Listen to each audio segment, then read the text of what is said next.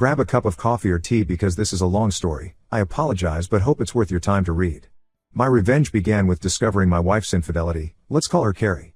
After 14 years of marriage and 3 kids, I saw a text appear on her work phone for just a few seconds that would forever change my life. It was a message that was sexually graphic and had no business being on anyone's work phone. It was on the lock screen and the sender's name was visible. Let's call him Perry. Background: I married Carrie when I was 25 and she was 22. I was teaching high school at the time and she was a RN. After having our first child, Carrie became a stay-at-home mom. Money was tight, so I took on an admin role in my department and coached 2 sports for the stipends. We made it, and after a few annual pay raises, I stopped coaching and took advantage of a program to earn an administrative credential.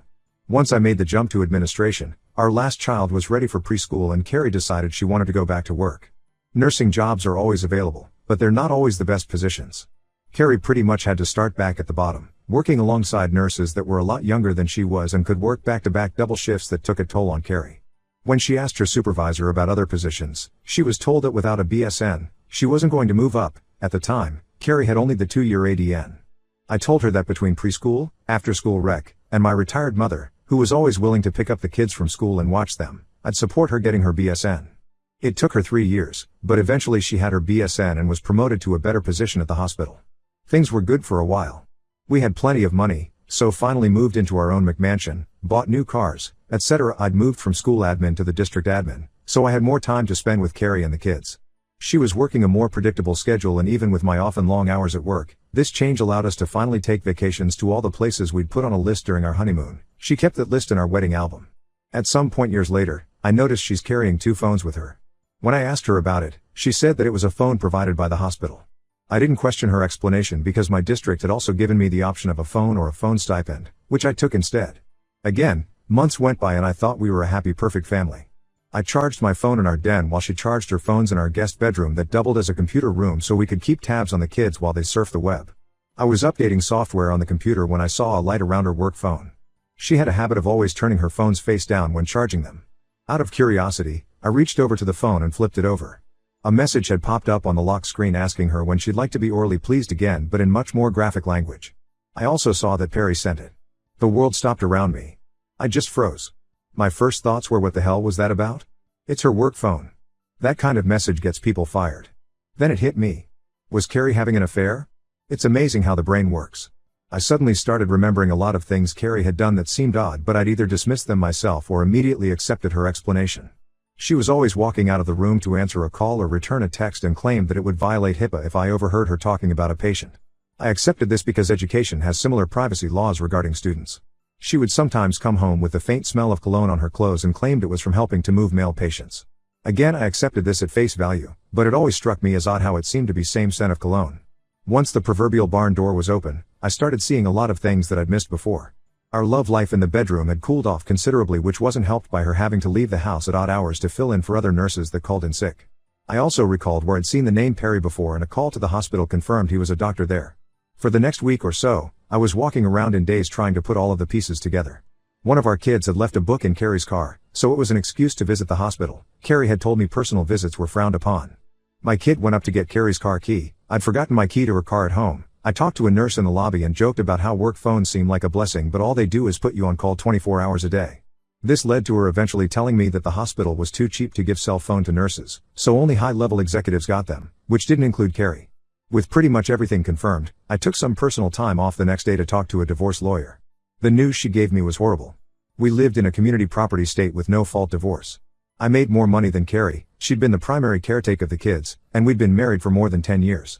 Basically, if I filed for divorce, I'd be screwed.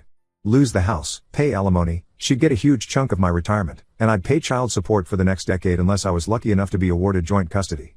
The worst thing she told me was that it didn't matter that she cheated. It didn't matter. I was crushed. There was only one person I could trust with this kind of information. She was a fellow teacher that had also made the jump to administration, but was stuck at a school site. Let's call her Anne. Anne had been married at 19, but her marriage was annulled when he got some other woman pregnant. Since then, she'd focused on her career, and we'd found we were kindred spirits in a lot of ways regarding K-12 education. I talked to Anne. She said something to me that changed my whole mindset. If you don't like the hand you're dealt, change the deck. I realized I had 2 problems. I made more money than Carrie and she had more time than me to be the primary caretaker of the kids. The second issue was actually kind of easy. At every district office, there are jobs that are fast tracks to higher positions and there are jobs that administrators suffer through, like mess or KP duty in the military. One of these dead-end regulatory positions was open again. Ambitious administrators leave after a couple of years when a better position opens up. I sat down with our district superintendent and asked about being transferred to that position. At first he was shocked, but I told him that it was my time to take one for the team and it would fill a hole in my admin experience. He agreed. It was really just crunching numbers with no personnel or student interaction so I could set my schedule, even take a laptop home and work there. With my new free time, I began taking the kids to school, picking them up from school, not leaving them in after-school rec or having my mother watch them, and taking them home. I'd help them with their homework, make dinner, etc. while the end goal was to become their primary caretaker. I can't explain how much I really enjoyed taking a more active role in their day-to-day lives. My salary hadn't been reduced, so I needed to find a way for Carrie to make a lot more money than she was in current nursing position. I remembered Carrie being mad after she'd earned her BSN and a supervisor told her in the future, bachelor degrees will be worthless and everyone will need at least a master's degree. Carrie had worked hard to get her BSN and that supervisor's comment pissed all over her hard work. I talked her into starting an MSN program. I told her that since I had a much more flexible work schedule, I would keep taking care of the kids. She was reluctant at first, then I said, you could have every evening free to study or go to class, whatever you want to do. I saw her eyes immediately light up, probably thinking that she could spend more time with Perry. To make sure she was actually completing her MSN courses, I paid her tuition and fees directly to her university. It was going to take her between 2 and 3 years to finish. Those years were rough at times. I could tell every time she was rushing off or coming back from seeing Perry. There was an excitement or sense of satisfaction in her eyes that just wasn't there when she was doing her coursework. I had to either smile or pretend I didn't notice. My temper got short at times and I found myself in arguments over petty nonsense. A couple of times I almost blew the whole charade, having to bite my tongue and apologize rather than scream insults at her that she deserved. Anne remained my confidant through all of this. I'd recommended her for my previous fast-track position and she joined me at the district office. Anne was qualified, hard-working, ambitious and only needed her foot in the door to impress the higher-ups. I even got a few pats on the back for recommending her after she impressed everyone. Anne and I started our own affair. It wasn't some hot-blooded, passionate romance, but two friends giving each other what they need. Without Anne, I wouldn't have been able to maintain the charade of being the oblivious cuckold. But when Carrie would come home smiling after spending time with Perry, I was able to bear it, smiling back because I had my own lover. After 3.5 years, Carrie completed her MSN and was promoted at her hospital. Her salary went up substantially and was now higher than mine. When the kids and I made her a congratulations dinner, I made a joke about her being the breadwinner for the family and she laughed, joking back I should be a stay-at-home dad now. A month later, I went back to the lawyer, who didn't remember me at first, and told her the financial situation had drastically changed. With these new facts, she drafted the petition and filed it. When the kids were with my mother, I had Carrie served. The deputy knocked on our front door and I let him in, pointing at my wife. He asked her name and then handed her a copy of the divorce petition. With the deputy standing there, I told Carrie I knew all about her affair with Perry, but I didn't tell her how long I'd known. I told her to go be happy with her Dr. Lover. She screamed at me, tried to lie, and then made the mistake of rushing toward me. The deputy stopped her and warned her that women go to jail for domestic violence, too, now. He suggested she pack a bag to stay somewhere else. Carrie left after I promised not to tell the kids about her affair. I didn't tell the kids. But I told my mother, who told my sister, who told her kids, who told their cousins, my kids. It took a few days, but eventually the kids knew that Dad was divorcing Mom because she had a boyfriend.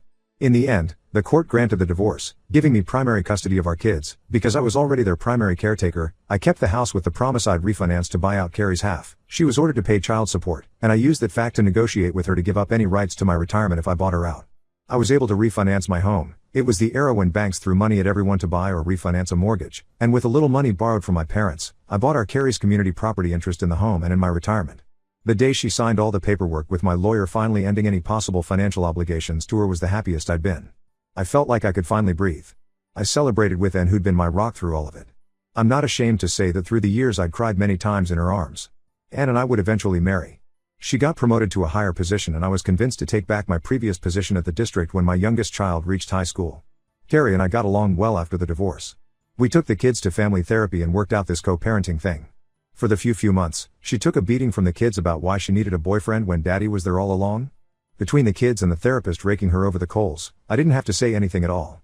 Carrie missed a lot of time with the kids because of her now legitimately busy work schedule, and I actually felt bad that my kids were missing time with their mother, so encouraged them to talk to her on the phone instead. When Carrie found out that I'd proposed to Anne, she congratulated me. I told her it's okay for her to marry Perry, too. She got sad. She told me that Perry had started seeing another woman, a younger nurse at the hospital, because with her new position, she didn't have time for him, and when they did get together, she wasn't fun anymore.